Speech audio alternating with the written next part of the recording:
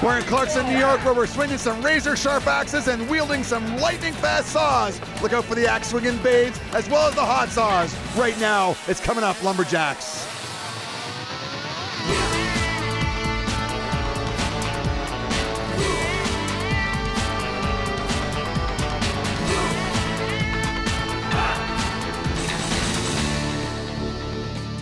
Lumberjacks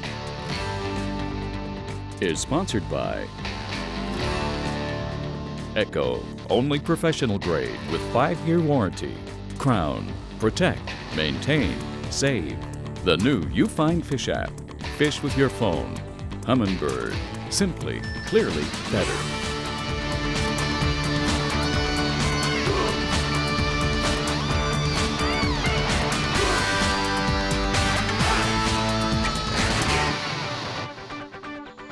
We're here in Western New York, the little town of Clarkson, not too far from the Erie Canal, for a Lumberjack competition.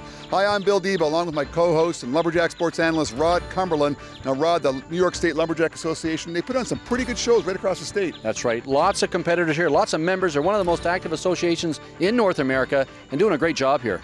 Now, this week we're covering the bow saw competition. A lot of good bow sawyers, that's for sure, but we got a manufacturer here as well. That's right, just new out of the gates. Paul Fenniger's been playing around and trying to learn and hone his skills in manufacturing bow saw blades, so he'll be a tough guy to beat, but anybody could find a good blade, and again, the field here is so deep, it could be anybody on top of that event. Also covering the standing block chopping, you could Mike Coors or Matt Marks or Engasser or even Fenniger as well to win the standing block, but as a young fellow that's fairly new in Gabe Darling. That's right, Gabe Darling. We got the inside scoop on him. He's just out of university. He's been chopping phenomenally well, and we're going to look for him to actually give the guys a run for their money. Yeah, we got a good, strong field of competitors here put on by the New York State Lumberjack Association. Almost 50 strong, competing for $8,000 in prize money in 13 different events. We're about 2/3 of the way through the competition right now with Engasser and Fenniger threatening to run away from the rest of the field. Outside chance for Keach, Coors, and Secor to catch them, but Engasser and Fenniger really got to fall on their faces if anybody's going to catch them at all. We're heading into the standing block chop right now. They're chopping through 12 inches of aspen, and aspen tends to be the wood of choice for many lumberjack competitions. Aspen's a very common species that grows in the Northeast. It's very uniform wood, and obviously it grows up. Most of your branches on an aspen is at the top of the tree, so you can get a 20 to 30 foot bowl, so you get a lot of blocks at the bottom of it. Of course, they're all pretty uniform. Well, certainly when you're putting on a lumberjack competition, you want to try and match the wood.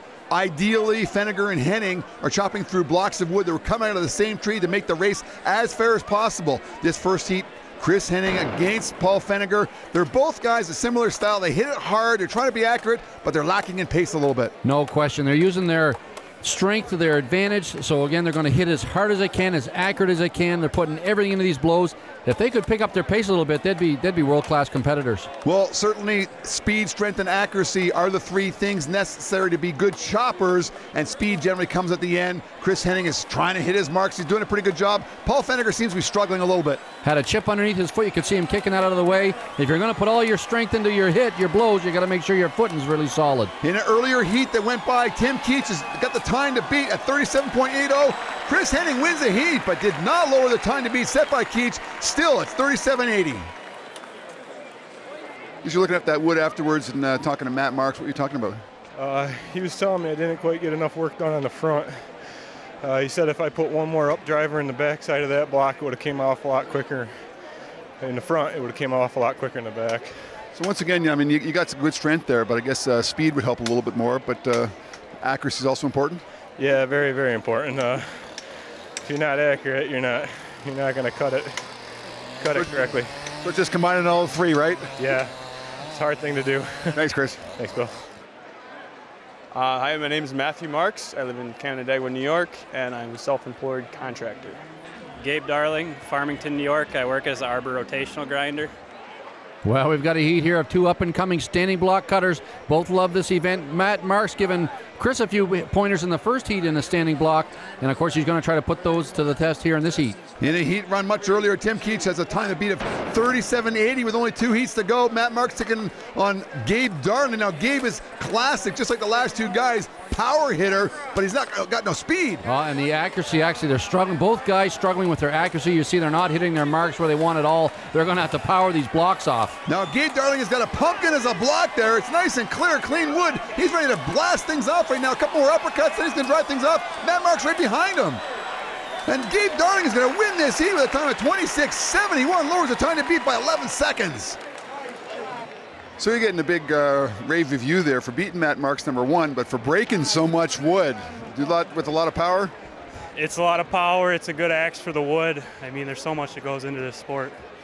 You really have to know what you're doing, you know. What was your comment there? Hit hard, fast, and think later? When you're racing, I mean, you really got to go for it. If you sit there, look back, see how the wood's cutting, sometimes you're already out of it, you know. So I go on a hunch. If I think I'm ready, I just go for it, you know. Dave Engasser, Virgil, New York, line mechanic for New York State Electric and Gas. Hi, my name is Mike Coors. I live in Warren, Pennsylvania, and I have my own tree harvesting company. Coming up to the final heat in the standing block chop right now, 26.71, the time to beat set in the last heat by Gabe Darling.